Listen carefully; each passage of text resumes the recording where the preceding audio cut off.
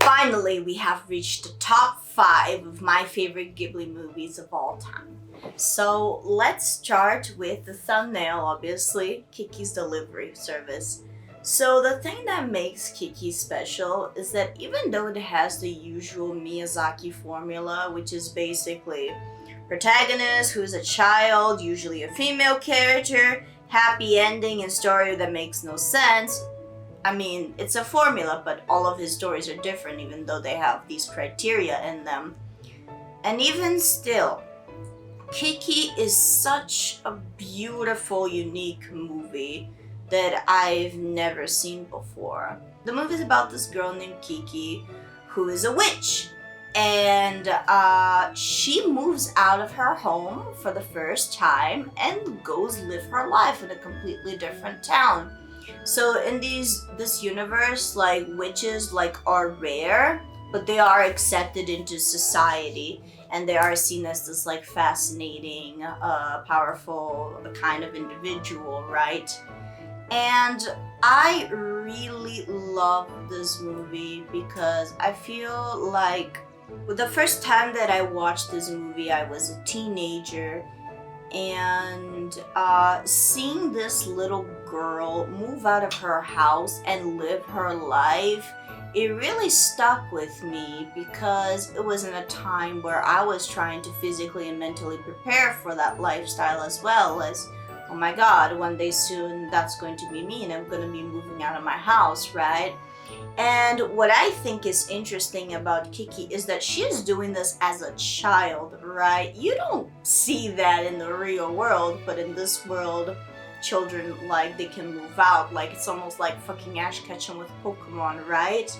I feel like you can see yourself in Kiki easily because when you're a teenager or a young adult, when you're 18 to 20, you still feel like a child on the inside. So it's very easy to insert yourself in a character like Kiki, even though she looks like a child, and she is a child. She's doing all of these adult things, these mature things. So it was very easy to insert myself. And I feel like, if you consider that Kiki's a child, it's very impressive what she's doing and very brave of her. There is also one thing that I really appreciate in this movie. She is a child, right? So usually when you see movies, the child who has to do something different and something difficult is usually not that difficult. It's usually they get help, or it's sugar coated for them, or things are easy for them. But no, Kiki actually has to suffer a lot. And I don't mean that in suffering. I mean that she has struggles. She has conflict. She has things that she has to overcome. She has a lot of difficulties, and a lot of those difficulties come from growing up, interacting with your world, learning about things, failing.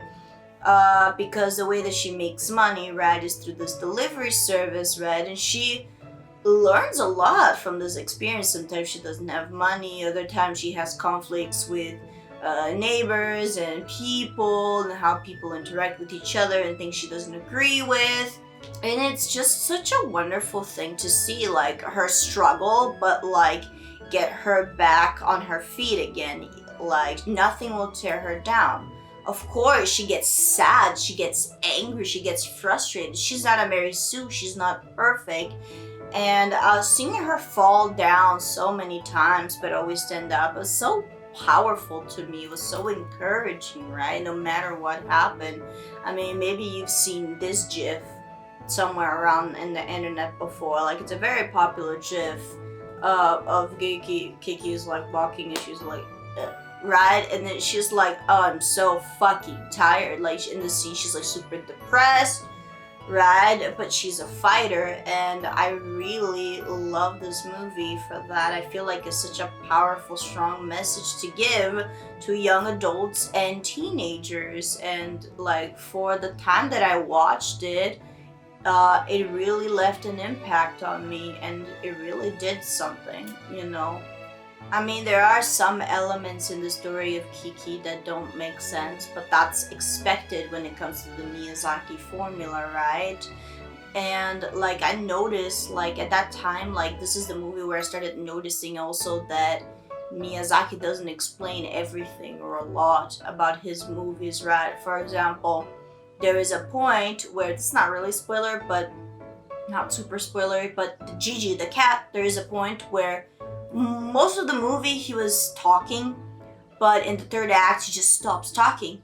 And everybody is like, oh, asking me, is like, oh, why? Why does he stop talking? And I think he said something like, well, he didn't have anything else to say. Simple as that, right?